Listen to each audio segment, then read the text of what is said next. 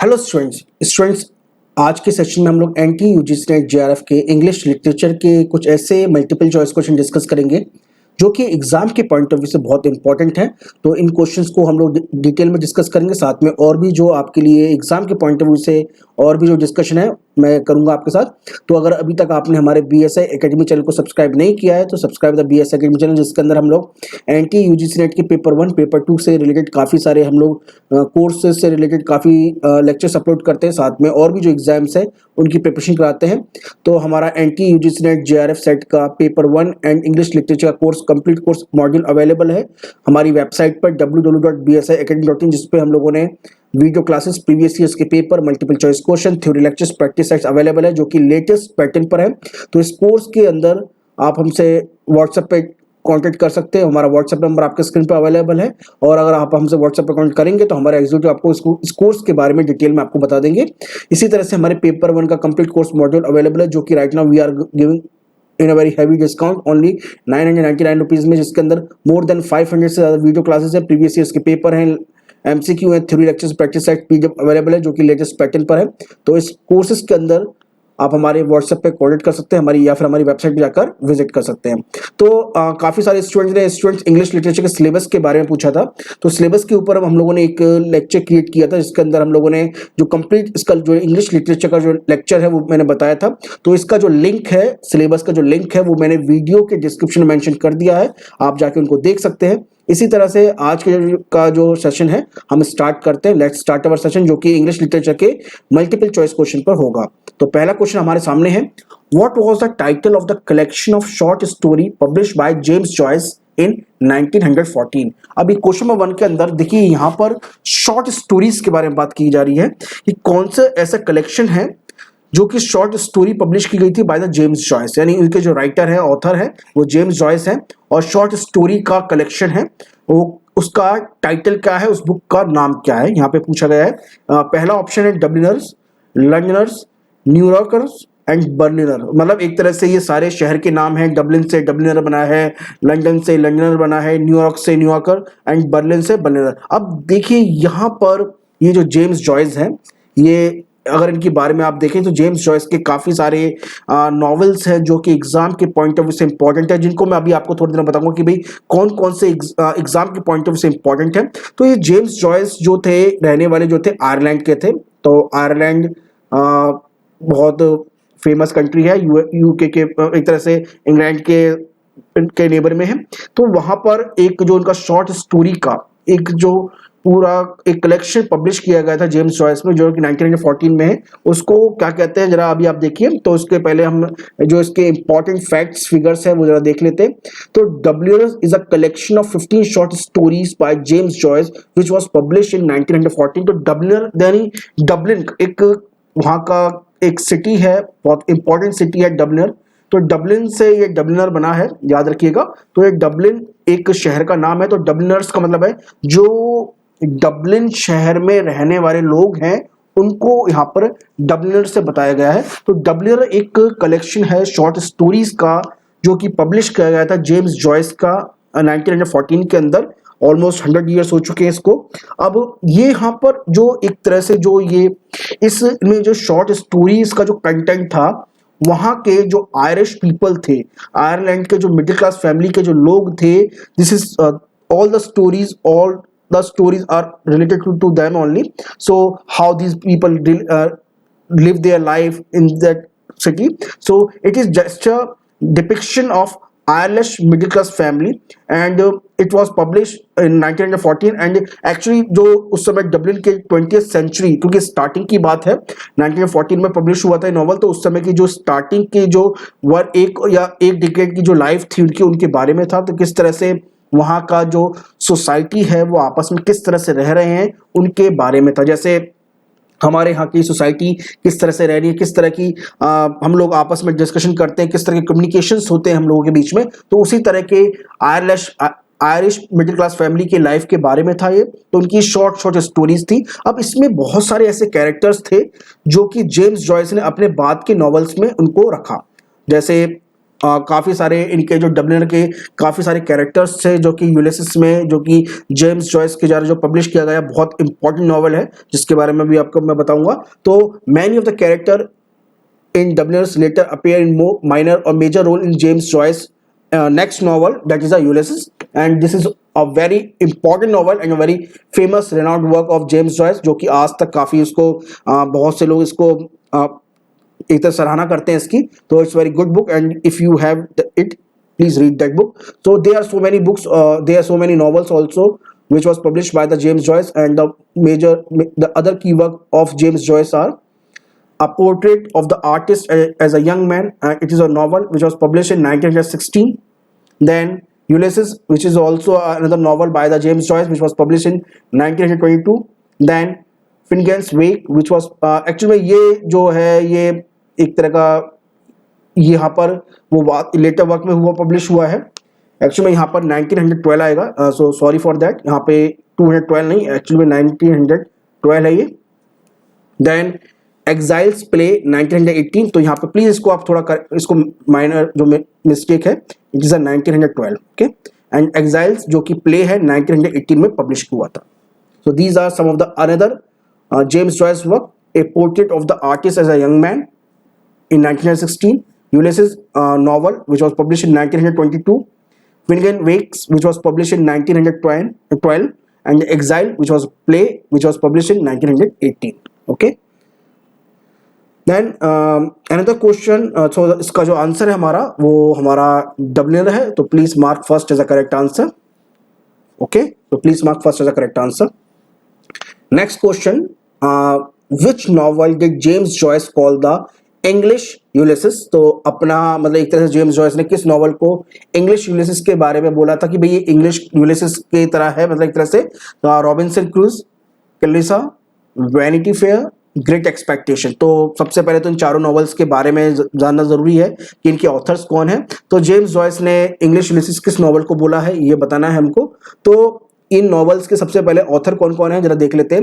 Robinson Crusoe के Daniel Defoe, Clarissa के है सैमुएल्सन रिचर्डसन, वैनिटी फेयर के नॉवलिस्ट है William Makepeace Thackeray, and Great Expectations के another English novelist that is Charles Dickens. तो ये सारे बहुत इंपॉर्टेंट बुक्स है हमारे एग्जाम के पॉइंट ऑफ व्यू से, इनके ऑथर भी हैं जिनको आप ध्यान रखिएगा। तो रॉबिन्सन क्रूज जो है डैनियल डॉफ के बारे में लिखा गया था, के द्वारा लिखा गया था। Clarissa is Samuel Richardson, Vanity Fair, William Makepeace Thackeray, and Great Expectation, its author is Charles Dickens, okay. तो ये इनके ऑथर्स है, नॉवल है, ऑथर्स हैं। अब हम अपने क्वेश्चन के एक्सप्लेनेशन के ऊपर आते हैं। तो James Joyce called the Robinson Crusoe as a English Ulysses in 1912। तो 1912 में एक उनको टॉक देने के लिए बुलवाया गया था। तो जेम्स जॉयस ने वहां पर बोला था कि जो रॉबिन्सन क्रूज है एक इंग्लिश यूलिसिस है, जो कि उन्होंने 1912 में बोला था। तो ये जो स्टोरी है रॉबिन्सन क्रूज, ये एक तरह से एक ऐसे आदमी की स्टोरी है जो कि कहीं पर फंस जाता है, मतलब वहां पर उसका कहीं जा रहा होता है तो वहां पर एक द्वीप में, आइलैंड में फंस जाता है, जिसको काफी समय तक, काफी सालों तक वहां पे उसको अपनी लाइफ जो है वो सेट करनी पड़ती है, वो बिताता है। तो इसको एक तरह से इंग्लिश लिटरेचर का फर्स्ट नॉवल भी कहते हैं कि भाई जिसके अंदर पूरा एक टोटल एलिमेंट्स है जो कि एक इंग्लिश लिटरेचर के नॉवल के अंदर होना चाहिए। तो it's very famous and renowned work of the Daniel Defoe. अब इसमें जो ये जो नॉवल है मैंने बताया डैनियल डॉफ के द्वारा है, और इसमें और भी बहुत सारे वर्क हैं।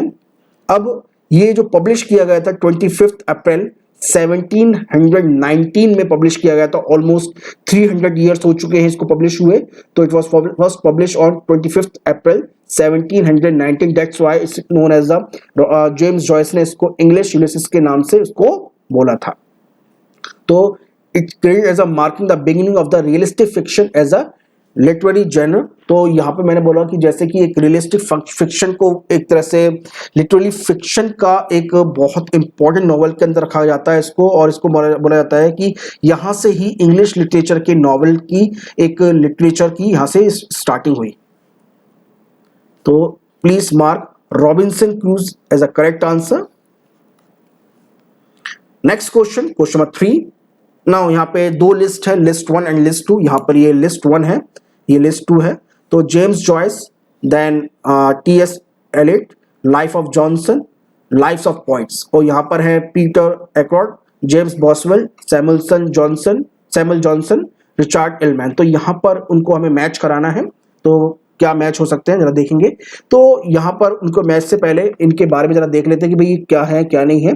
तो James Joyce, T S. Eliot, life of Johnson, life of points, तो इनको हम लोग मैच का पहले करा लेते हैं। तो देखिए जेम्स जॉयस को मैच, अभी ये किस के अकॉर्डिंग इनको मैच किया है इसको मैं अभी आपको थोड़ी देर बताऊंगा। तो James Joyce is Richard Ellmann, T.S..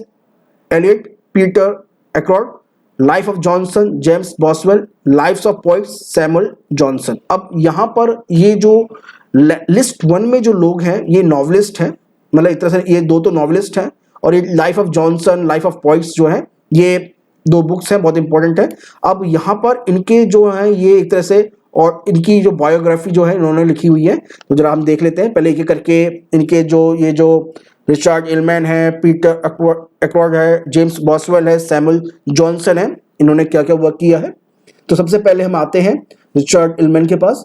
तो Richard Ellmann an American literary critics and biographer of the Irish writers James Joyce, Oscar Wilde and William Butler Yeats. अब ये रिचर्ड इलमैन जो है ये अमेरिकन लिटरेरी क्रिटिक्स थे, biographer थे। इन्होंने James Joyce, Oscar Wilde, William Butler Yeats की इन्होंने बायोग्राफी लिखी है। इसके अलावा he won the US National Book Award for the non fiction for James Joyce 1959। यानी अब तक की एक तरह से बायोग्राफी की हम बात करें तो जेम्स जॉयस की जो बायोग्राफी जो जो रिचर्ड इलमैन ने लिखी थी 1959 में, इसको लिए उनको नेशनल बुक अवार्ड से इनको दिया गया था। इसके अलावा ये बताया जाता है कि ये जो बायोग्राफी जेम्स जॉयस की लिखी गई है ये अब तक की बेस्ट बायोग्राफीज के अंदर है, एक जो कि किसी ऑथर के बारे में या नॉवलिस्ट के बारे में किसी पर्सन ने लिखी थी, बायोग्राफर ने लिखी थी, और ये लिटरेरी क्रिटिक्स भी थे। तो इसको आप जरा इसको याद कर लीजिएगा, इस पॉइंट को मेंशन मैंने कर दिया है कि he won the US National Book Award for the non fiction for James Joyce in 1959 and also his academic work mainly focus majority of modernist writer of the 20th century. तो जो 20th century के जो novelist थे, जो authors थे, जो बहुत अच्छे राइटर्स थे, उनके वर्क से, उनके एकेडमिक वर्क पर उनका फोकस था, वर्क के ऊपर फोकस था। तो एक तरह के ये बायोग्राफर थे, लिटरेरी क्रिटिक्स भी थे रिचर्ड इलमैन। इस तरह से नेक्स्ट आते हैं हम पीटर एकॉर्ड के पास। अब पीटर जो है ये इंग्लिश बायोग्राफर थे, नॉवलिस्ट थे, क्रिटिक्स थे, सेम यही है। अब इन्होंने किस किस की इनकी जो बायोग्राफी लिखी है, the biographer of William Blake, बहुत एक और important author, Charles Dickens, T S. Eliot, Charles Chaplin, यानी जैसे चार्ली चैपलिन के नाम से बोलते हैं, जानते हैं शॉर्ट नेम में हम, एंड सर थॉमस मोर। तो यहाँ पर इन्होंने जो बायोग्राफीज लिखी हैं वो विलियम ब्लैक के लिए है, चार्ल्स डिकन की लिखी है, टी.एस. एलियट की लिखी है, चार्ल्स चैपलिन की लिखी है, और सर थॉमस मोर की लिखी है। तो he also won the Somerset मोगेम award and the 2 Whitbread award, okay, and he also elected for the fellowship. He also gained the fellowship of the Royal Society of Literature in 1984. So these are some of the important points on Peter Ekord. So please remember all these facts and figure, because many of the times the question asked from these points also. And also he was appointed as a commander of order of the British Empire in 2003. Now next is James Boswell. Now James Boswell, and also he's a Scottish biographer, diarist and lawyer, and born in Edinburgh.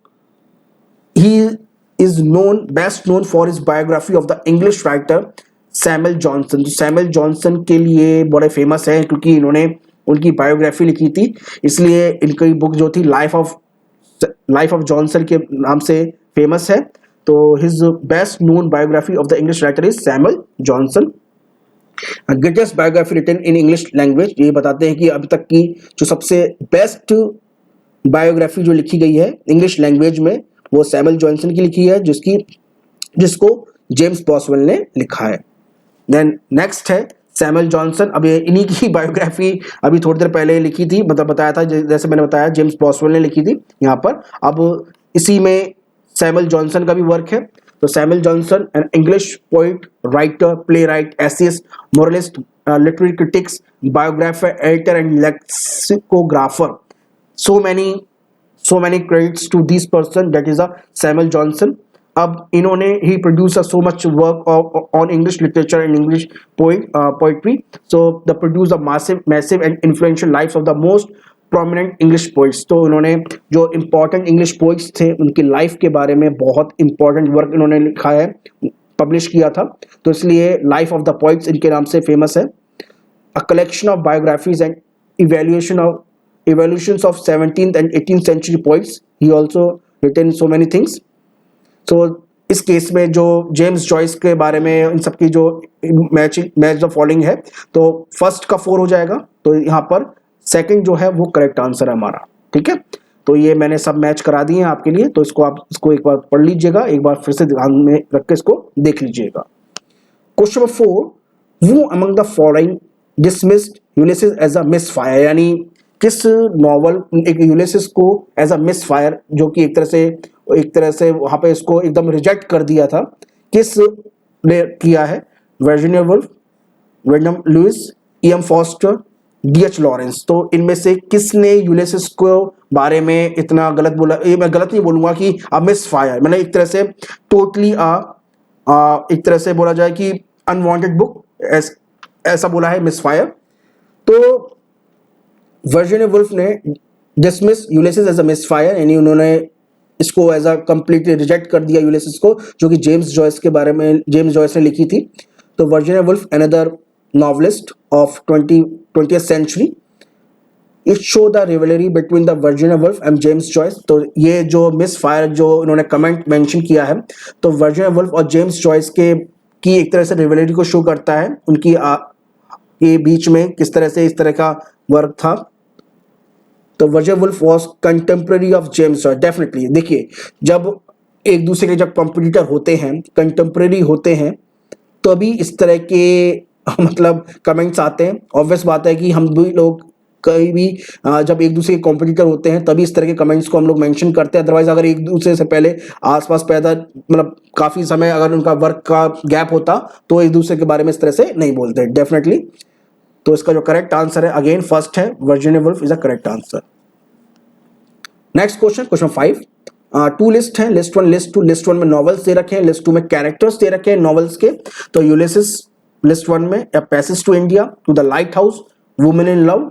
अब list 2 में characters है Mrs Moore, Molly Bloom, Gerald Crich and Lily Briscoe. अब इसको हमें match कराना है, तो सबसे पहले इसको मैं मैच करा देता हूँ। यूलिसिस के अंदर मोली ब्लूम है, जो कि इसकी एक्ट्रेस भी मतलब एक तरह से काफ़ी इसके बारे में इनको बोला गया है, बताया गया है, यानी ये नॉवल में काफ़ी मेंशन है इनके बारे में।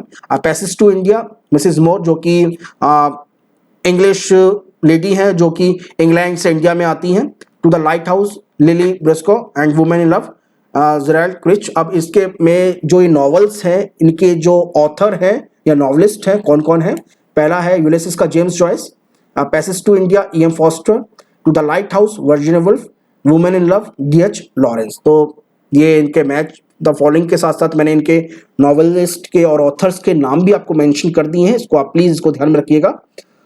तो इसका जो करेक्ट आंसर है वो 2 है, ठीक है, आप इसको देख लीजिएगा। मैंने बता दिया आपको, यूलिसिस का Molly Bloom, Passage to India Mrs Moore, To the Lighthouse is जो आपका है Lily Briscoe, Women in Love Gerald Crich. Okay, दो सिस्टम में से एक होती है जेराल्ड।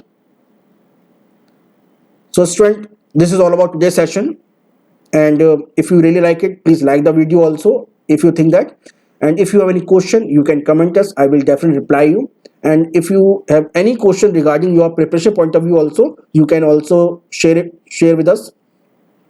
तो अगर अभी तक आपने हमारे चैनल को सब्सक्राइब नहीं किया है, please subscribe the channel. So I will meet you again in the next lecture. Thank you.